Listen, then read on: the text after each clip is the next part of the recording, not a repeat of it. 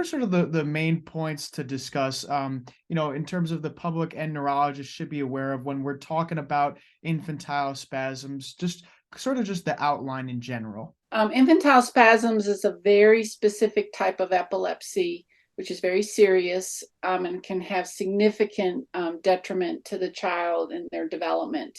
It typically presents itself before a year of age, usually around between 6 and 8 months of age.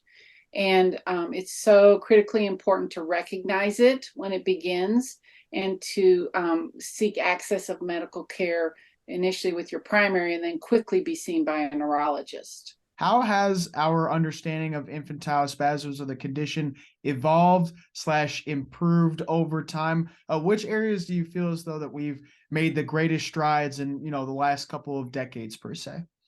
What I would probably say with the advent of cell phones and being able to take videos on your phone, that's had a huge impact on the length of time from the onset of the seizures to the child receiving medical attention.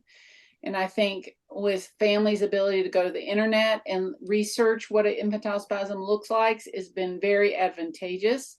And I think when I think back 10, 20 years ago, it may be typically a month to 3 months of a child having this type of seizure before they saw the neurologist. Now it's in less than a week.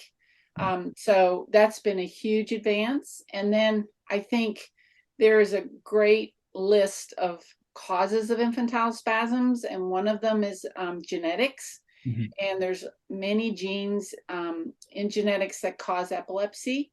And I think the advances in diagnosis of genetic conditions has very much impacted our speed of determining the etiology of spasms and also directing the plan of care.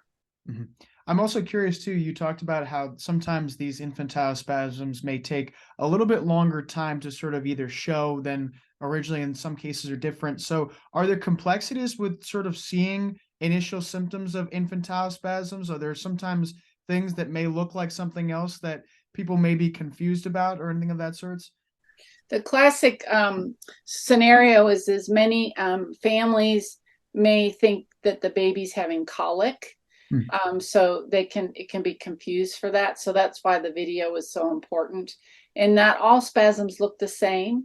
They may be a flexion motion of at the trunk with the arms coming close to the body, or it may look like a startle, very much like a moral response.